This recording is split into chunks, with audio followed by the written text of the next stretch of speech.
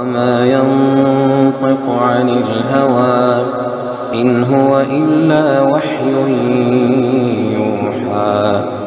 ഖുർആനിനെതിരെ ഹദീസ് വന്നിട്ടുണ്ടോ? പലപ്പോഴും ആളുകൾക്കിടയിലുള്ള ഒരു ചർച്ചയാണ്. പല ആളുകളും അവരുടെ താല്പര്യത്തിനനുസരിച്ചൊക്കെ ഹദീസുകൾ തള്ളിക്കളയാറുണ്ട്. എന്നിട്ട് അവർ പറയാറുള്ളത് ഇത് ഖുർആനിനെതിരെ ആയതുകൊണ്ട് തള്ളിക്കളയാണ് എന്നാണ്. യഥാർത്ഥത്തിൽ അങ്ങനെ ഉണ്ടാവും? ഖുർആൻ അള്ളാഹു അവതരിപ്പിച്ചതാണ്, ഹദീസോ അള്ളാഹു കൊടുത്തതാണ്. അള്ളാഹു വൈരുദ്ധ്യം പറയോ? പറയില്ല. അപ്പോൾ ഖുർആനിനെതിരെ ഒരു ഹദീസും ഇല്ല.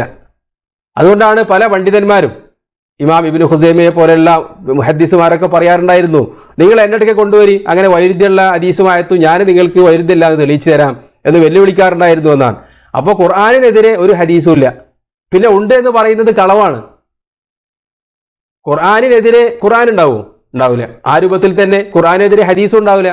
പിന്നെ ഉള്ളതായി ചില സംഗതികൾ പറയുന്നത് എന്താണ്? അത് നമ്മളുടെ കാഴ്ചപ്പാടിൽ നമ്മൾക്ക് മനസ്സിലാവാത്തതുകൊണ്ട് തോന്നിപ്പോകുന്നതാണ്. അതല്ലെങ്കിൽ അള്ളാഹുവിൻ്റെയും റസൂലിൻ്റെയും മുറാദ് ശരിയായി മനസ്സിലാക്കാത്തതുകൊണ്ട് നമ്മൾക്ക് അങ്ങനെ തോന്നുകയാണ് ഈ പറഞ്ഞത് വൈരുദ്ധ്യമുണ്ട് എന്നുള്ളത്. അത് ഖുർആനിലെ ഒരു സ്ഥലത്ത് പറഞ്ഞതിനെതിരെയാണ് മറ്റൊരു സ്ഥലത്ത് പറഞ്ഞതെന്ന് തോന്നിപ്പോയേക്കാം. അതുകൊണ്ട് തന്നെ അങ്ങനെ വരുന്ന ആയത്തുകൾ ക്രോഡീകരിച്ച് ഗ്രന്ഥങ്ങൾ രചിച്ച പണ്ഡിതന്മാരുണ്ട്. ഖുർആനിൽ പരസ്പര വൈരുദ്ധ്യമെന്ന് തോന്നിക്കുന്ന കാര്യങ്ങൾ അല്ലെങ്കിൽ പരസ്പരം വിധി വ്യത്യാസമുള്ളതായി വായനക്കാർക്ക് തോന്നുന്നത് എന്ന് പറഞ്ഞുകൊണ്ട് അതിൻ്റെ ഇഷ്കാലിയത്ത് മാറ്റാൻ വേണ്ടി, അതിലെ ആശയക്കുഴപ്പം നീക്കാൻ വേണ്ടി പ്രത്യേക ഗ്രന്ഥം തന്നെ രചിക്കപ്പെട്ടിട്ടുണ്ട്. ഇമാം ഇബ്നു ഖുതൈബക്കുണ്ട്, മറ്റു പല പണ്ഡിതന്മാർക്കുണ്ട്. ആ രൂപത്തിൽ ഹദീസുകളിൽ പരസ്പരമുണ്ട്, ഹദീസുകളും ഖുർആനും തമ്മിലുണ്ട്. അപ്പോൾ ഖുർആനിൽ പറഞ്ഞ വിധിയാണ് അല്ലാഹു സുബ്ഹാനഹു വ തആല പറഞ്ഞു, യാ അയ്യുഹല്ലദീന ആമനൂ ലാ തഖറബു സ്വലാത്ത വഅൻതും സുകാറാ ഹത്താ തഅലമൂ മാ തഖൂലൂൻ വലാ ജുനുബ.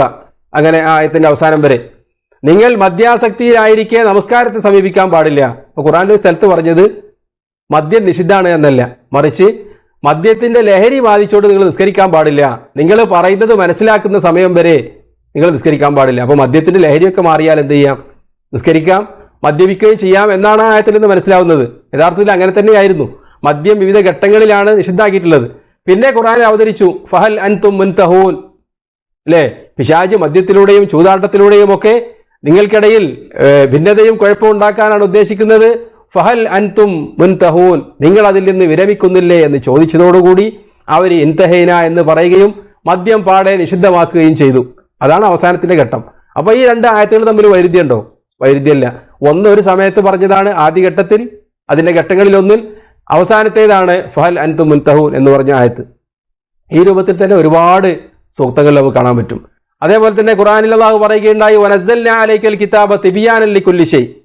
ഞാൻ സമയക്കുറവുകൊണ്ട് ആ ഭാഗം മാത്രം പാരായണം ചെയ്യാൻ. അള്ളാഹു പറയാണ് വനസ്സൽനാ അലൈക്കൽ കിതാബ തിബിയാനൻ ലികുല്ലി ഷൈ, മുഴുവൻ കാര്യങ്ങളെയും വിശദീകരിച്ചുകൊണ്ടാണ് ഖുർആനിനെ ഞാൻ അവതരിപ്പിച്ചിട്ടുള്ളത് എന്നാണ്. ഹദീസ് വേണ്ട എന്ന് പറയുന്ന ആളുകൾ തെളിവ് പിടിക്കാറുള്ളത്, തെളിവ് എന്ന് പറഞ്ഞാൽ പുകമറയാക്കാറുള്ളത് ഈ ആയത്താണ്. തെളിവ് എന്ന് പറയാൻ പറ്റില്ലല്ലോ. അവർ പറയാറുള്ളത് ഖുർആൻ അള്ളാഹു അവതരിപ്പിച്ചത് ഒരു കാര്യം അതിന് വിശദീകരിക്കേണ്ടാത്ത വിധം വ്യക്തമായ രൂപത്തിലാണ് എന്നാണ്. എന്നാൽ ഖുർആനിൽ തന്നെ അള്ളാഹു സൂറത്ത് ആലി ഇമ്രാനിൽ പറഞ്ഞത് എന്താണ്? ഹുവല്ലദീ അൻസല അലൈക്കൽ കിതാബ മിൻഹു ആയാത്തും മുഹ്കമാത്ത്, അവനാണ് നിങ്ങൾക്ക് ഖുർആൻ അവതരിപ്പിച്ചത്, അതിൽ വ്യക്തമായ വിധികളുള്ള വചനങ്ങളുണ്ട്. ഹുന്ന ഉമ്മുൽ കിതാബ്, അതാണ് ഗ്രന്ഥത്തിന്റെ പ്രധാന ഭാഗം. വ ഉഖറു മുതശാബിഹാത്ത്, അവ്യക്തതയുമുള്ള സൂക്തങ്ങൾ അതിലുണ്ട്. അപ്പോൾ ഖുർആനിൽ ഒരു സ്ഥലത്ത് 3-ാമത്തെ അധ്യായം ആലി ഇമ്രാനിൽ അള്ളാഹു പറയുന്നത് ഖുർആനിൽ വ്യക്തമായ വചനങ്ങളുണ്ട്, വ്യക്തമല്ലാത്തതുമുണ്ട് എന്നാണ്. വേറെ സ്ഥലത്ത് പറയുന്നതോ എല്ലാ കാര്യങ്ങളും വിശദീകരിച്ചുകൊണ്ടും വ്യക്തമാക്കിക്കൊണ്ടുമാണ് ഖുർആൻ അവതരിപ്പിച്ചിട്ടുള്ളത് എന്നാണ്. അല്ലെ ഫബി അയ്യി ഹദീസിൻ ബഅദഹു യുമിനൂൻ, ഇതിന് ശേഷം ഇനി എന്ത് ഹദീസിലാണ് അവർ വിശ്വസിക്കുന്നത്, ഇതെന്നെ മദീനാണ് എന്നൊക്കെ തോന്നിപ്പിക്കുന്ന രൂപത്തിലുള്ള വചനങ്ങൾ ഖുർആനിലുണ്ട്. അതേപോലെ തന്നെ അവ്യക്തതയുള്ള വചനങ്ങളും ഖുർആനിലുണ്ട്, അത് അള്ളാഹുവിന് മാത്രമേ അറിയുള്ളൂ എന്നും ഖുർആനിൽ പറയുന്നു. അപ്പോൾ തമ്മിൽ വൈരുദ്ധ്യമുണ്ടോ? വൈരുദ്ധ്യമല്ല. രണ്ട് കാര്യങ്ങളും പറയുന്നത് രണ്ട് നിയമങ്ങളെ സംബന്ധിച്ചാണ്. ഈ രൂപത്തിൽ ഹദീസുകളിൽ പറഞ്ഞ കാര്യങ്ങൾ ഖുർആനിനോട് എതിരാണ് എന്ന് തോന്നിപ്പിക്കുന്ന രൂപത്തിൽ വന്നേക്കാം. അപ്പോൾ എന്ത് ചെയ്യണം? പെട്ടെന്ന് അതിനെ നമ്മൾ എതിർക്കുകയാണോ വേണ്ടത്? അല്ല. എന്താണ് ആ പറഞ്ഞത് എന്ന് പഠിക്കുകയും മനസ്സിലാക്കുകയും നബി സല്ലല്ലാഹു അലൈഹി വസല്ലം സഹാബിമാർ എങ്ങനെ അതിനെ മനസ്സിലാക്കിയെന്ന് വിലയിരുത്തുകയും വായിക്കുകയും ചെയ്താൽ അതിൻ്റെ ആ ഇഷ്കാല് നമുക്ക് നീങ്ങി കിട്ടും. അതാണ് ചെയ്യേണ്ടത്.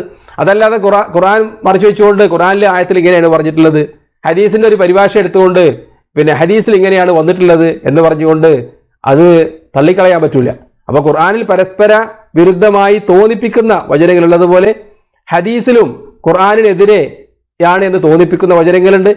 അതേപോലെ തന്നെ ഹദീസുകൾ പരസ്പരവും വൈരുദ്ധ്യമുണ്ട് എന്ന് തോന്നിപ്പിക്കുന്ന വചനങ്ങളുണ്ട്. അതിനുള്ള പരിഹാരം ആ രണ്ട് ഖുർആനും ഹദീസും അവതരിക്കുന്നത് സാക്ഷികളായ സഹാബിമാർ അതിനെ എങ്ങനെ മനസ്സിലാക്കി, ആ രൂപത്തിൽ അതിനെ മനസ്സിലാക്കിയാൽ ആ ഇഷ്കാല് നീങ്ങിക്കിട്ടും എന്നതാണ് പണ്ഡിതന്മാർ മനസ്സിലാക്കിയിട്ടുള്ളത്.